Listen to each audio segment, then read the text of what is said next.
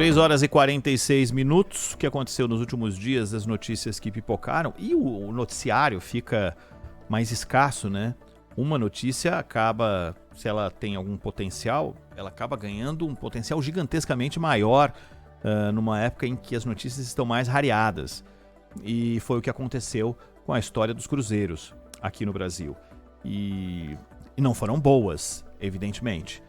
A gente aqui ao longo do Acontece ao longo do ano fizemos várias entrevistas para falar sobre cenário de turismo e de perspectivas e uma montagem de um quadro de perspectivas positivas daquilo que se moldava para esse ano de 2022. E aí vem essa cacetada no começo do ano envolvendo os navios de cruzeiro. Nós vamos conversar com o Marcelo Vilela de Almeida, que é docente do curso de Lazer e Turismo lá na Universidade de São Paulo. Como vai, Marcelo? Seja bem-vindo. Boa tarde, Ronald. Tudo bem? E vocês? Tá me ouvindo? Caiu a linha do Marcelo, vamos retomar o contato com ele. Oi, vocês me ouvem? Tá no Skype. Tá aqui, Marcelo. Tá me ouvindo, Marcelo? Ouço sim. Agora vocês sim, também, tudo bem? Ok, perfeito. Ô Marcelo, me diga uma coisa. Diante desse cenário, nós conversamos aqui ao longo desse ano várias vezes com especialistas assim como você, desse quadro de perspectiva do que poderia haver de recuperação do turismo, né, diante da catástrofe que foi o ano de 2020 e um pedacinho de 2021 e depois o início da retomada, com essa avalanche de notícias ligadas ao mercado de cruzeiros. Estava soltando o rojão, afinal de contas, a procura foi bastante grande, apesar da não utilização total, ocupação total dos navios pelos protocolos. Construir uma imagem é muito mais difícil do que ter um noticiário que pode degradar a imagem dos cruzeiros no Brasil diante de tudo isso que aconteceu nas últimas 2 semanas? Bom, Ronald, boa tarde mais uma vez a todas e todos. Veja, eu não penso que essa situação toda ela vai trazer maiores problemas para a imagem do setor de cruzeiros. Eu penso que essa demanda ela era esperada, né? Havia e há ainda uma demanda reprimida, um desejo de viajar das pessoas, né? Um desejo muito grande que durou todo esse tempo. Muita gente ainda tem muito receio de viajar, então eu imagino que quando as condições estiverem mais favoráveis, esse temor, né? Ele tende a diminuir, né?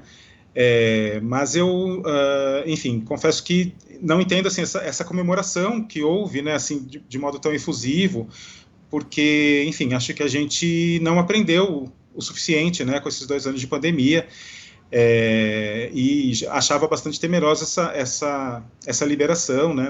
Nós vimos imagens de embarque no ano passado ainda, de enorme aglomeração no Porto de Santos. Enfim, eu confesso que não me surpreende essa situação, né? Mas acho que, em termos de imagem, de desejo das pessoas de fazerem cruzeiros, não acho que essa imagem fica afetada de forma irrecuperável, né? Ô Marcelo, eu sempre fui um entusiasta de cruzeiros e conheci inúmeros. E sempre achei muito difícil fazer com que dentro de um ambiente de navio, com as características, e entendo que essas características é que levam as pessoas a buscarem os navios, que é de constante aglomeração. É evidente que os navios têm aglomeração o tempo inteiro, né? Área de piscina, área de festas. É óbvio, é um hotel flutuante, é natural que seja daquele jeito, em elevadores, em áreas de shows e tudo mais.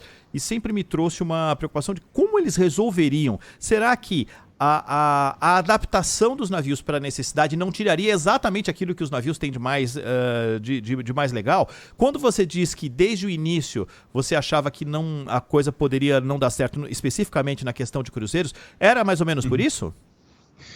Era mais ou menos por isso, mas era também por outras questões, né? Quando a gente pensa, a gente tem visto que, por exemplo, os dados de contaminação eles são muito maiores entre tripulantes do que entre passageiros, né? E a gente sabe que as áreas de circulação, enfim, de dormitório, né, as cabines dos tripulantes, elas não têm exatamente as melhores condições de permanência, né? Então, os ambientes profissionais, eles são confinados, né? As cozinhas, por exemplo. Então, nesse sentido que eu entendo que era de se esperar que isso acontecesse, né? Tem outras questões, né, que a pandemia também mostraram para a gente. Por exemplo, a questão do consumo de bebida alcoólica. Né? Por que houve a proibição de consumo em tantos lugares do mundo? Porque a gente sabe que com o consumo as pessoas acabam relaxando nas medidas de controle sanitário. Né? Então, e a gente sabe também que os cruzeiros são espaços propícios para esse consumo. Né? Então, esse conjunto de fatores já serviram assim, para que eu ficasse, enfim, né, pouco esperançoso em relação ao sucesso dessa temporada. Tá. Mas você entende que, diante das exigências, e a gente sabe, isso que você falou é algo muito claro, o ambiente de tripulantes não tem o glamour do ambiente de passageiros, né, de navio, muitíssimo pelo contrário, né, muitíssimo pelo contrário. Você entende que na parte de protocolos, houve algum tipo de falha, ou você consegue evidenciar, porque, por exemplo, para as pessoas entenderem, os tripulantes saem do navio, né? Eles saem do navio, eles têm digamos, tem o dia de folga deles, e a testagem que estava sendo feita era uma testagem para 10% do total do navio. Era isso que acontecia? Então, você lembrou uma questão importante, Ronald. Assim, eu confesso que eu não sei dizer exatamente em relação aos protocolos, não estive a bordo, né? Não tive nenhum contato assim mais próximo com navios nessa temporada, né? Já fiz algumas vezes também no passado. Mas você menciona uma questão importante, que é assim, os tripulantes saem, mas os passageiros também saem, né? E isso já também nos faz ficar preocupados em como esse contágio se dá também para fora do navio, né? Quer dizer, de fora para dentro e de dentro para fora dos navios. Né? Então, acho que isso também já é um elemento bastante preocupante. Né? E eu penso também que tem, enfim, né, dificuldades operacionais mesmo de garantir esses controles. Né? Quer dizer, a gente tem visto nas ruas, eu passei o Réveillon, agora, eu moro em São Paulo e passei o Réveillon fora de São Paulo, e cheguei a ver assim, um total desrespeito, né, mesmo nos ambientes turísticos, terminal rodoviário, por exemplo, né, os próprios funcionários sem as máscaras ou com uso inadequado das máscaras, passageiros idem. Então, até que ponto, por exemplo, o funcionário de um navio vai se indispor com o passageiro, exigindo que ele adote determinadas medidas que vão contrariar esse passageiro que está ali no seu momento de lazer, pouco suscetível a ceder, né, ou a obedecer esse conjunto de regras.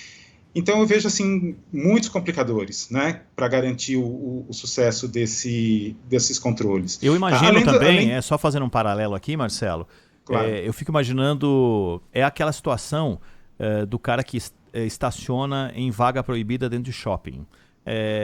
Porque o segurança do shopping, ele tem que fazer de tudo para que você, e ele deve ser orientado para o shopping, ele deve zelar pelo bem-estar do cliente, porque ele quer que o cliente esteja ali, né?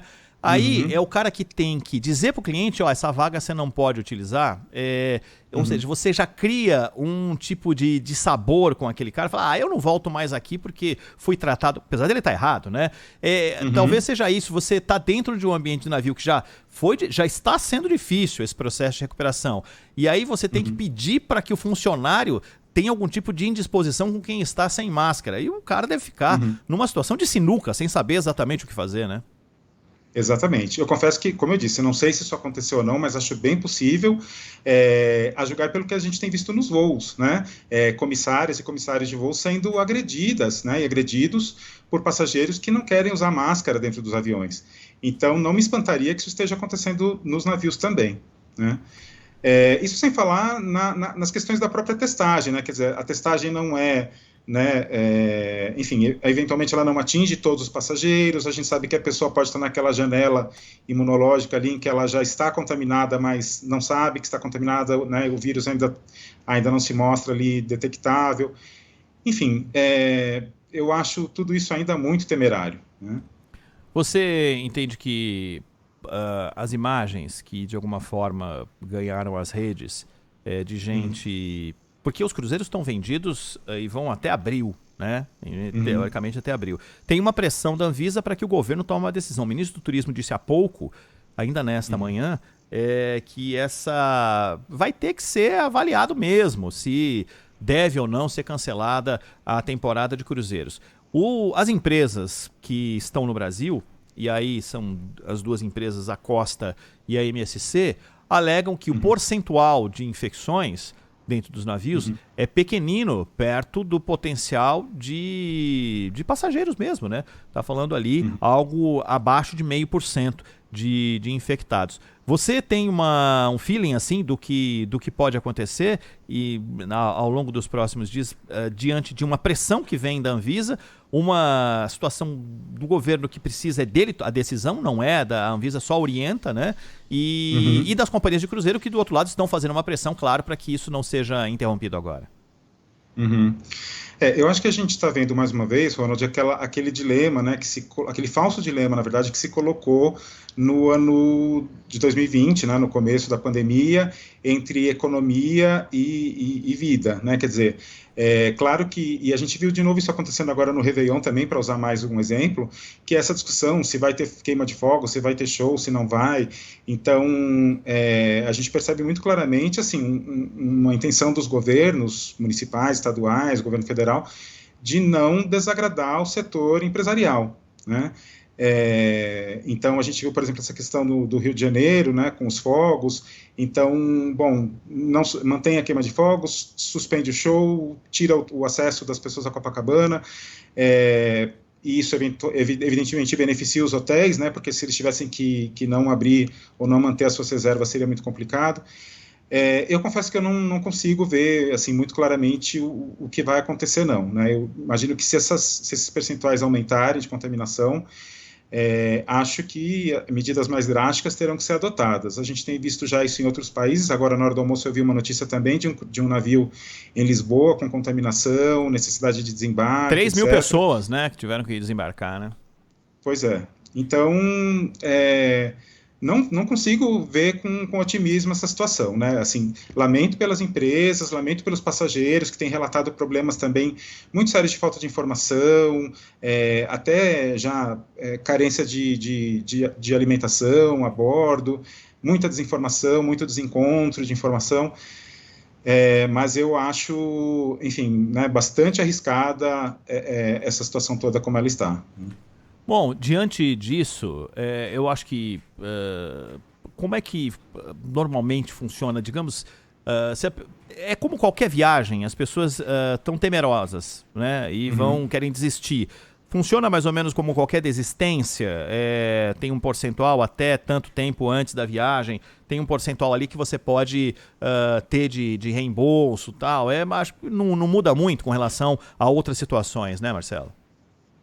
Pelo que eu tenho acompanhado, assim, até considerando a situação excepcional, né, as companhias elas têm oferecido a possibilidade de remarcação, têm oferecido, né, créditos para que a pessoa viaje num outro momento, até com créditos adicionais de consumo, enfim, tentando oferecer algum tipo de benefício para que ela não se sinta, para que ela não chegue ao cancelamento de fato, para que isso não comprometa o desejo da pessoa de viajar com aquela companhia também, né? Então, eu acho que, se possível, essa é a melhor solução no momento, né?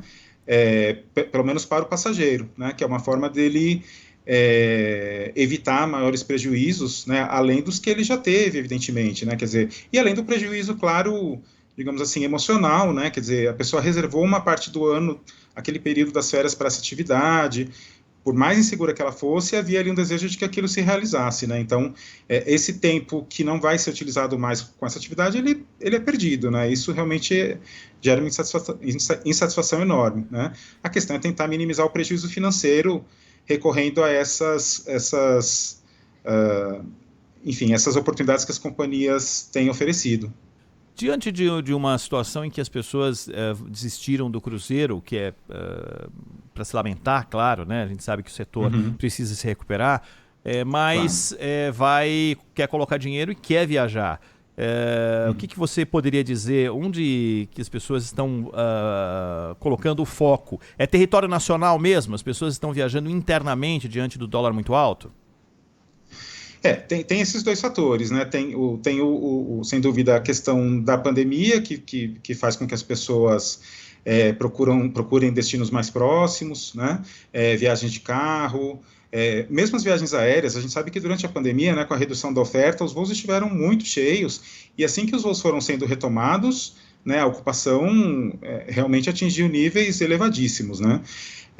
Então, tem a questão do nacional por essa em decorrência da situação sanitária, e tem a questão do dólar, sim, que para boa parte da população é um impeditivo, né?